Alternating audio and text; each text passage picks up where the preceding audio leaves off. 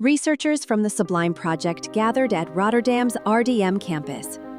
A day to see how their ideas connect with real-world innovation.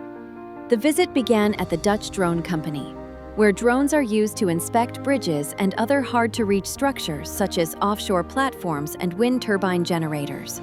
These drones operate where humans can't, turning aerial data into valuable insight. Faya de Zwart, co-founder and CEO of the Dutch drone company and host for the day, led the tour. He explained how the company's approach makes maintenance safer, faster, and smarter, using drones to collect the information needed for better inspections and decisions.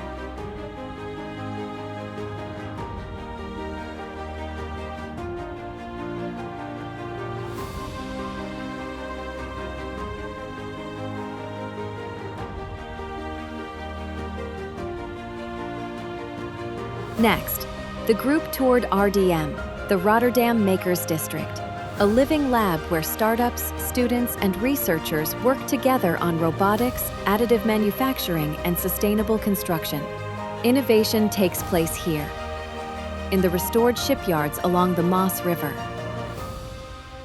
After a morning of technology and ideas, the group took a water taxi to Hotel New York.